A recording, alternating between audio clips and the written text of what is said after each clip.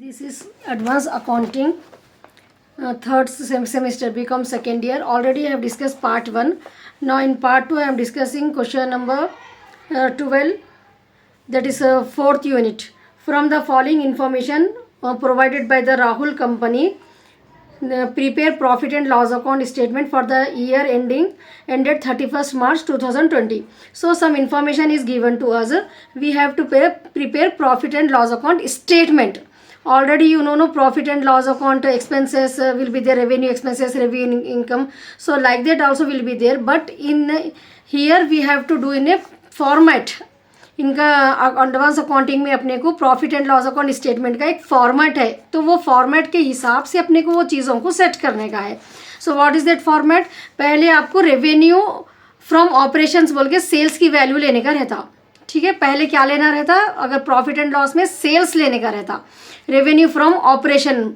फिर उसके बाद अदर इनकम्स रहता, जो भी अदर इनकम रहते हैं वो लेने का है. टोटल रेवेन्यू आ जाता.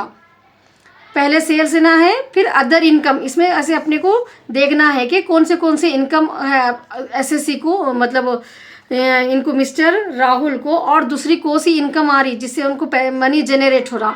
तो वैसे इनकम्स को देख के अपन यहाँ पर ऐड कर लेना है, तो टोटल रेवेन्यू आ जाता उससे. उसके बाद क्या करना है अपने को? फोर्थ उसमें एक्सपेंडिचर लेना है. अब एक्सपेंडिचर में पहले एक्सपेंसेस में cost of material consumed, material से आइए. ठीक है, I am giving the hint, material पहले. फिर कंट्रीब्यूशन एम्प्लॉयज़, मटेरियल आ जाने के बाद एम्प्लॉयज़ को देना पड़ता ना कुछ, तो भी उन लोगों को सैलरीज वगैरह. तो कंट्रीब्यूशन एम्प्लॉयज़ से रिलेटेड अपने को क्या इन्फॉर्मेशन है वो लेना है. फिर उसके बाद contribution to provident fund, this is for the employees, salaries and wages employees को देते अपन. Then we will get finance cost, finance से रिलेटेड मनी कहाँ पर कुछ इन्वेस्ट करे. इंटरेस्ट ऑन लोन, फाइनेंस बोले तो मनी, लोन वगैरह जो रहता, बैंक से जो भी रिलेटेड चीज़ें रहते वैसे एक्सपेंसेस को अपने को यहाँ लेने का रहता. Next depreciation and amortisation expenses. तो depreciation clearly it has given, depreciation you have to take. ये लेने के बाद आपको अदर एक्सपेंसेस, ये पूरे अपने को एक्सपेंसेस में आ रहे. ठीक है, अब जो भी एक्सपेंसेस बच गए वो रेवेन्यू एक्सपेंसेस यहाँ पर ले लेके टोटल कर लेना है. सो व्हाट विल हैपन, ये टोटल रेवेन्यू आ गया अपने को. टोटल रेवेन्यू आ जाने के बाद ये expenses, employ benefit expense, finance cost, depreciation, other expense, ये पूरों को ऐड कर लिए तो आपको 3,40,000 टोटल एक्सपेंसेस. टोटल रेवेन्यू में से टोटल एक्सपेंस माइनस करें तो अपने को 2,36,000 प्रॉफिट आ रहा. ठीक है, टोटल रेवेन्यू कितना आया था? 5,76,000 आया था. उसमें से ये टोटल एक्सपेंसेस को माइनस कर दिया अपन, 2,40,000. So we are getting total profit. Then less the expenses of current year 50%, 2,30,000. 50 यहाँ पर provision for taxation 50% it has given, so that's why 50% we are deducting. So net profit for the year we are getting 1,18,000. ठीक है ना. तो यहाँ पर items में क्या है आपको? Cost of material consumed. आपको ये क्वेश्चन पहले ये प्रोफार्मा याद कर लेना है. So be careful, learn this proforma. Exam में वो कौन से भी आइटम रहने दो, ये हेडिंग्स आपको लिखे तो एटलीस्ट 2 मार्क्स तो पक्का मिल जाते. ठीक है, उसके बाद जैसा मैं बोल रही हूँ आपको सेल्स लेना है, सेल्स ढूंढना है इसमें. ठीक है, sales how much it has given, 4,50,000 sales ले लिए. अदर एक्सपेंसेस, अदर एक्सपेंसेस में क्या आता अपने को? Other income, sorry income, other income क्या है? अब यहाँ पर इनकम क्या क्या दिए? इंटरेस्ट इनकम, इनकम बोल के है ले लेना है वो अपने को. डिविडेंड इनकम, इनकम बोल के मेंशन करें ना क्लियरली. रिसीव जो भी रहते, नेट गेन ऑफ सेल. सो ये पूरे इनकम है. इन्वेस्टमेंट, सो इनकम ले लिए अपन यहाँ पर. ठीक है, क्या क्या है income? Interest, interest income, net gain on investment and dividend income, ये 3 इनकम है ले लिए. Total income. अब एक्सपेंसेस में पहले क्या लिखना है? Cost of material consume. I am giving the hint. जब आप एक्सपेंसेस आते हैं तो पहला एक फैक्ट्री में पहला एक्सपेंस क्या होता? मटेरियल कंज्यूम होता. ठीक है, I am giving the hint no, remember like that. Then उसके बाद क्या है? एम्प्लॉय के रिलेटेड अपने को एक्सपेंसेस देखना है, एम्प्लॉय के. उसके बाद फाइनेंस कॉस्ट, अगर कहीं पर भी इन्होंने और पैसे इन्वेस्ट करें, लोन में लोन वगैरह दिए अगर किसी को, तो फाइनेंस वैसे एक्सपेंसेस है अगर तो वैसा एक्सपेंसेस लेना है फाइनेंस कॉस्ट के से related. So here what happen, interest on loan taken 14,000. So this we have taken. Then depreciation, rent, अब जो भी आइटम्स यहाँ पर अब बच गए, ठीक है, सेल ले लिए अपन, सैलरीज एंड वेजेस ले लिए, कॉन्ट्रीब्यूशन यहाँ पर ले लिए, डिप्रिसिएशन भी ले लिए अपन, ऑडिटोरियम रिनोवेशन नहीं लिए, वो अदर एक्सपेंसेस में ले लेना, रेंट अदर एक्सपेंसेस में, रिपेयर्स अदर एक्सपेंसेस में, इंश्योरेंस अदर एक्सपेंसेस में। Are you getting no? Managing director fees, this is also in other expenses. Dividend income already ले लिए अपन, इंटरेस्ट ऑन लोन ले लिए, net gain on investment already अपन income में ले लिए, वो नेट गेन ऑन इन्वेस्टमेंट। समझ में आ गया ना? तो लास्ट में अपने को 50% टैक्सेबल बोल के दिए यहाँ पर, तो 50% टैक्स माइनस कर देने के बाद प्रॉफिट फॉर द ईयर आ जाता। It's clear no? Now next problem, 13th problem from unit 5th। I am discussing this. From the following balance sheet of Goodlook Limited as on 31st to 2020 find out the value of goodwill। Goodwill मालूम करना है अपने को। यहाँ पर profit ये जो है सो आपको बैलेंस शीट दे दिए, ठीक है। एग्जाम में अगर आपको ये टाइप की बैलेंस शीट बनाओ बल्कि 4th यूनिट में आया, so you can take the hint from 5th units, ठीक है। लायबिलिटीज, रिजर्व्स, ये पूरा अपने को यहाँ पर वही लेने के रहते हैं अगर बैलेंस शीट पूछे तो 4th यूनिट में। Just I am giving the hint to you. So यहाँ पर 1 2 3 लिखने का ये पूरा आइडिया आपको आ जाता। 5th यूनिट का अगर क्वेश्चन है तो उसको माइंड में रखते हुए 4th यूनिट के क्वेश्चन को आप अटेम्प्ट कर सकते हैं एग्जाम में।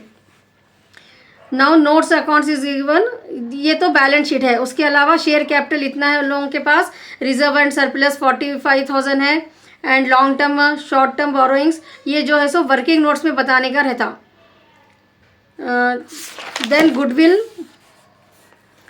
Goodwill should be valued at 5 years purchase of super profit. Goodwill मालूम करना है ना अपने को ये प्रॉब्लम में। सो गुडविल का मेन फॉर्मूला है super profit into number of year purchase. तो ये number of year purchase question में रहता, आपको सुपर प्रॉफिट पहले मालूम करने का है, सुपर प्रॉफिट से ये इसको मल्टीप्लाई करने का है आपको। Are you getting the question no? Average profit दे दिया अपने को 75,000 for the last 3 years। fair return capital employed is 10%। so already I have discussed this no। calculation of super profit कैसा मालूम करना रहता? एवरेज प्रॉफिट एडजस्टमेंट में से नॉर्मल प्रॉफिट को, नॉर्मल प्रॉफिट कैसा मालूम करते हैं अपन? कैपिटल एम्प्लॉयड में से rate of return into rate of return करे तो अपने को नॉर्मल प्रॉफिट आता। तो सुपर प्रॉफिट का फॉर्मूला क्या है? Actually average profit normal profit को माइनस करे तो सुपर प्रॉफिट आता। सुपर प्रॉफिट को नंबर ऑफ ईयर से परचेज करे तो आपको गुडविल मालूम होता, ठीक है ना? Getting the point? सो अपने को यहाँ पर लॉन्ग प्रॉब्लम में, ये शॉर्ट प्रॉब्लम में रहा तो इतना करने का रहता। अब लॉन्ग प्रॉब्लम में अपने को पहले जो है सो एवरेज कैपिटल एम्प्लॉयड मालूम करना है। तो उसके लिए अपने को जो बैलेंस शीट दिए पीछे, ठीक है, जो भी बैलेंस शीट दिए उसमें से जो है ना अपने को एसेट्स लेने का है। Land and building, machinery, investment, trade cycle, cash and cash equivalent. Assets are given no, non current. So from there we have taken investment, cash and cash equivalent, land and building, plant and machinery। so these items we have taken as assets, ठीक है। assets में यहाँ पर अपने को tangible assets नहीं लेने का है, only fixed assets and debtors, sundry debtors की value and cash equivalent, ठीक है। टोटल आ जाता। इसमें से लायबिलिटीज में आउटसाइडर लायबिलिटी मतलब दूसरों को जो देने के है उन लोगों को अमाउंट, वो अमाउंट लेने का रहता है। आउटसाइडर वो तो डिबेंचर्स अपन लोन लिए, कंपनी देना है उन लोगों को वैसे।